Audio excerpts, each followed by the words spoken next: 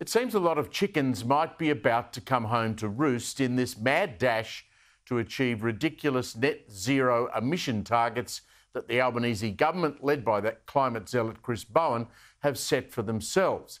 And I suspect the insertion into the debate by Peter Dutton of the very real addition of nuclear energy to our energy mix has a lot to do with what we've witnessed in recent weeks.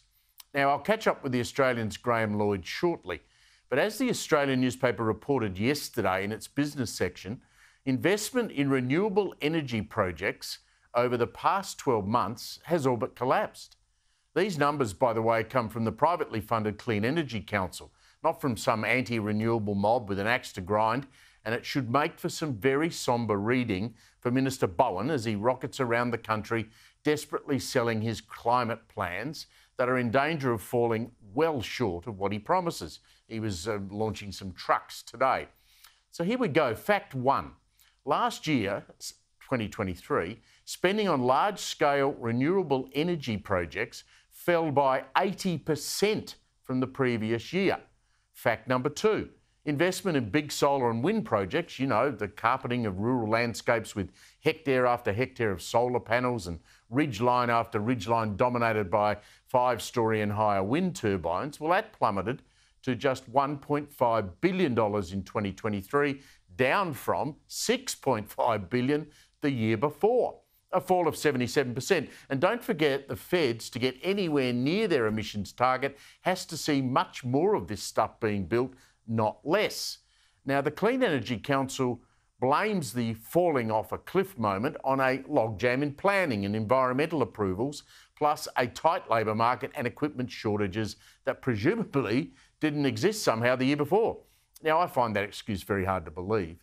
Now, fact three, big wind farms were hit hardest. Now, remember, Chris Bowen spends his out-of-parliament time spruiking big wind. Well, guess what? There were none, zero new financial commitments, none to the big wind projects in 2023 after 6 the year before.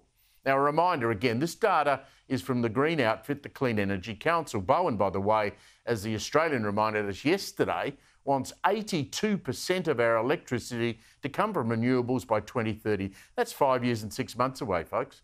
Now, incredibly, this collapse in renewable investment comes despite the bribery scheme set up late last year by this minister, where amazingly he established something called the Capacity Investment Scheme.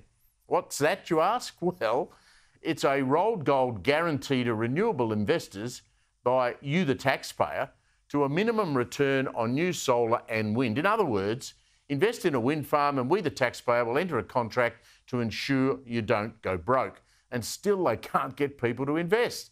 This all comes in a week when the chair of the Productivity Commission, Danielle Wood, warned the Prime Minister. Now, she said to him, don't get too carried away with investing taxpayers' money in battery production, where she says we have no comparative advantage over countries that can do it cheaper, in other words, China. Motoring groups then blew a hole in Chris Bowen's fuel efficiency arguments. Chris Bowen talks a big game, but clearly a lot of smart people with a lot of money are not prepared to take his leap of faith. And can you blame them?